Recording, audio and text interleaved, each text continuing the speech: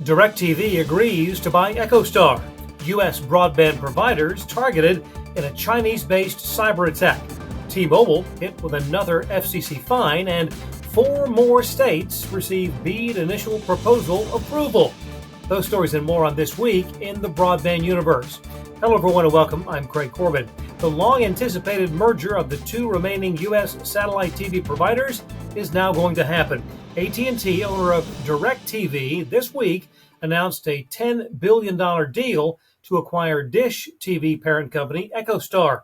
The deal will bring Dish TV and Sling TV streaming service for the sale price of $1, along with Dish TV's net debt, which is more than $9.75 billion.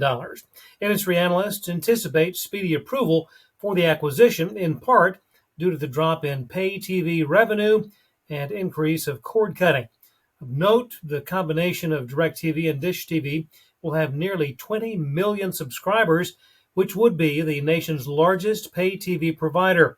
Comcast would be second with 13 million subs. Current subscriber counts show DirecTV with roughly 11.3 million, and Dish just more than 8 million subscribers. In a related development, TPG, a partner to AT&T in the operation of DirecTV's satellite and streaming services as a joint venture, has agreed to acquire the 70% stake of DirecTV, currently owned by AT&T, for a reported $7.6 billion. That deal expected to be formalized by the end of 2025. 4 more states have the green light to request access to BEAD funds. Georgia, Iowa, Minnesota, and South Carolina are the latest states to receive the good news from NTIA. Georgia's BEAD allocation, one of the largest overall, at $1.3 billion. Minnesota is slated for $651 million. South Carolina, $551 and Iowa, $415 million. An update to the Chinese government cyber attack story first reported in the Wall Street Journal last week. A sophisticated Chinese hacking group dubbed Salt Typhoon has carried out intelligence collection by penetrating U.S. broadband provider networks. According to the report, AT&T, Lumen, and Verizon Communications are among the companies whose networks were breached.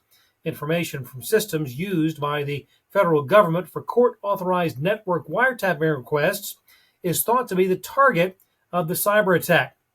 The compromised networks were accessed for months in an effort considered to be a potentially catastrophic security breach. The cyber attack is also thought to have targeted broadband providers outside the United States. Investigators are still looking into whether access was gained to Cisco Systems routers that handle a large percentage of internet traffic. Elsewhere, T-Mobile has agreed to a $31.5 million settlement with the FCC due to multiple cybersecurity failures. The settlement includes a $15.75 million civil fine, along with a pledge to invest an equal amount to improve the company's cybersecurity capabilities. The data breaches occurred between 2021 and 2023.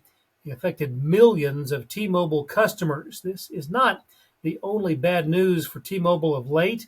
Just more than a month ago, the company was hit with a $60 million fine by the U.S. Committee on Foreign Investment, and in April, they were saddled with an $80 million fine by the FCC for illegally sharing access to consumers' location data without consent.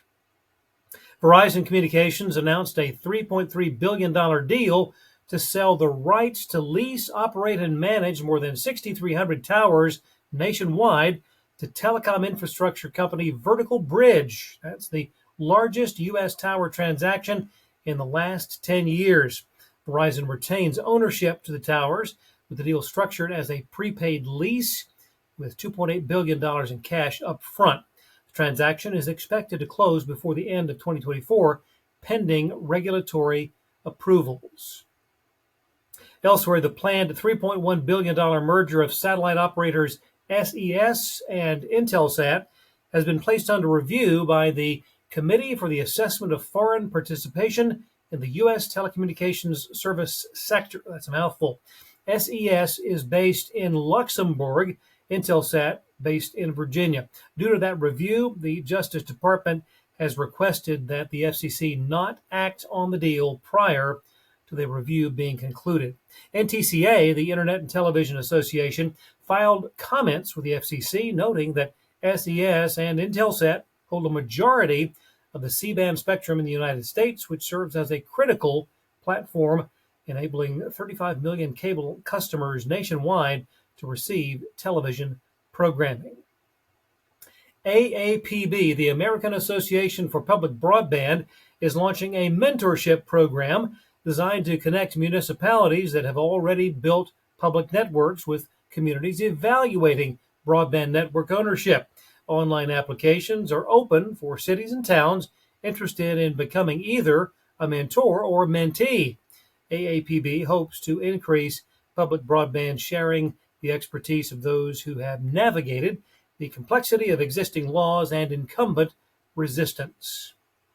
A massive investment in data center build-outs announced this week. Global data center infrastructure company Equinix will enter a joint venture with Singaporean wealth fund GIC and Canada Pension Plan Investment Board to invest $15 billion to expand X-scale data centers which support AI workloads. To date, X-scale data centers have only been available in Europe and Asia. Earlier this year, Equinix announced plans to bring them to the U.S. market. Streaming content is popular. It's also a bit pricey. According to the latest Forbes home survey, the average consumer is paying $552 annually for streaming services. 44% of those surveyed said their cost had increased. Password sharing still very much a thing, with 56% still accessing streaming services through friends or family accounts. Lagging or buffering from the internet connections are an issue for nearly 80% of respondents. Only 24% of consumers still choose ad-supported options. Well, thanks for watching. See you next time on This Week in the Broadband Universe.